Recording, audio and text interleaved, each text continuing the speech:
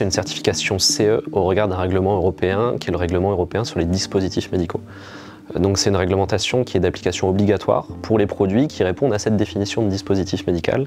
Et dans notre portefeuille produit, chez Evolucare, on a 3 familles de produits dans lesquels il y a des produits qui répondent à cette définition. Ce qui fait qu'on est obligé de l'appliquer pour avoir le droit de commercialiser ces produits sur le sol européen. C'est le DPI, dossier patient informatisé, dans lequel on a notre produit Osiris, qui est donc un produit qui, dans les fonctionnalités, est très large. Mais parmi ces fonctionnalités, il y a une partie qu'on appelle l'aide à la prescription, un logiciel d'aide à la prescription. Et par définition, cette fonctionnalité fait de ce produit un dispositif médical.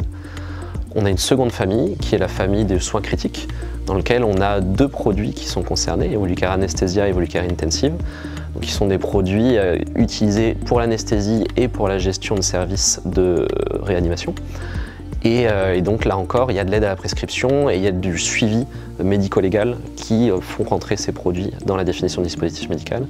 Et enfin, on a notre gamme d'imagerie, avec des produits d'imagerie qui permettent d'analyser, je vais dire, de l'imagerie médicale au sens large, de différentes formes, et qui permettent de faire du diagnostic grâce à ces images et grâce à nos logiciels. Donc là encore, ça fait de ces produits des dispositifs médicaux. L'enjeu de cette nouvelle réglementation, c'est vraiment de renforcer la sécurité et la sûreté pour les utilisateurs et pour les patients.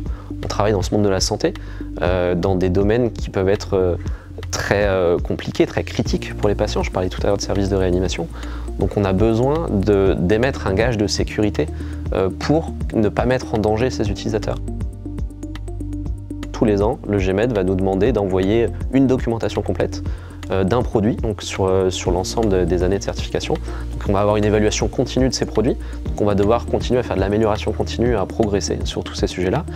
Et surtout, on rentre dans la période de ce qu'on appelle le PMS, donc de post-market surveillance, où il va falloir qu'on mette tout en œuvre pour s'assurer que maintenant que nos produits sont certifiés sur le marché et conformes à la réglementation, ils le restent et qu'on soit capable de prendre en compte tous les problèmes qui pourraient survenir et de les prendre en compte rapidement et avec le bon niveau d'interprétation et de rigueur pour maintenir ce niveau de sécurité qui est attendu sur ces produits.